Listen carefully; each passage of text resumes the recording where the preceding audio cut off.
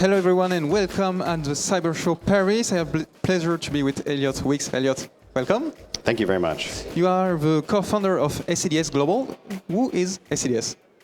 ACDS is a company that we started a couple of years ago to help address some of the challenges in the market with identifying and understanding the nature of attack surfaces of enterprises. So we work closely with large companies and medium-sized companies to help identify all of the domains and assets that are associated with that company and all of the misconfigurations associated with those. One of the things that I found in my work in government in the past and working with large organizations, the United Nations and other places, is you're just faced with a deluge of information. There's too much stuff coming at you and you don't know what to prioritize. We're trying to do the hard work to make that simple for the people who are defending networks who are at this point overworked. If you're here today, it's because you are launching yourself on new markets. Can you tell us why and if our market is really different of yours?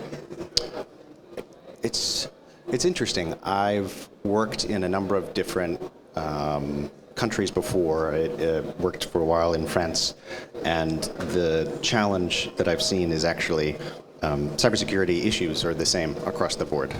Fundamentally, the issue is with organizations needing to invest time and staff and energy into addressing security problems, into maintaining systems, and often there's not a silver bullet. What you need to do is be able to put in the time to address the needs, and what we're trying to do is provide additional assistance to help organizations do that more efficiently. So we're really excited about the opportunities here. I think there's a large, in France as well as across Benelux and the other areas that we're expanding to. Elliott, can you tell us and explain us how do you do the analysis of the attack surface? So we use a combination of different scanning technologies. These are open source tools, things that you can use to protect your own enterprise, like Nuclei, AMAS, Nmap. These are open source products, and we've bundled them together and then built on top of that sort of proprietary scanning tools to be able to analyze really internet scale data, right? We want to be able to understand what's happening globally and then narrow it down to your specific company and understand the things that are specific to you, whether they're an Amazon or an OVH or wherever the hosting is happening. Well, when you do an analysis of the internship, what are the vulnerabilities that you see the most?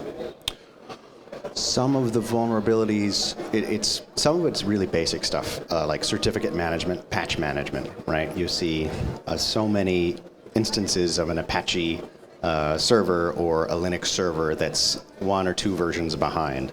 And that's really all that's needed for a smart adversary to find and attack.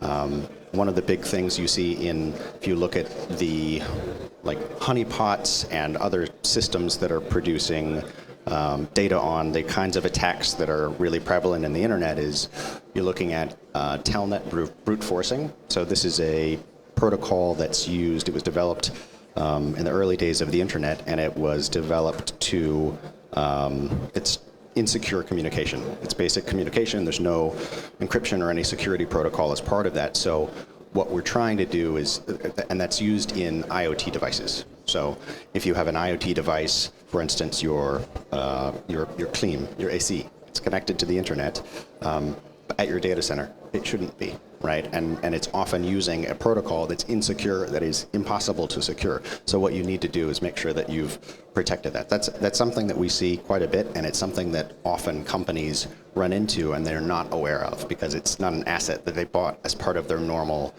change management or asset management process. Is it more difficult to find the issue or to fix the issue? I mean, for us, it's much easier to find because we provide advice on fixing, but ultimately a customer has to fix their own issue. So it's obviously easier.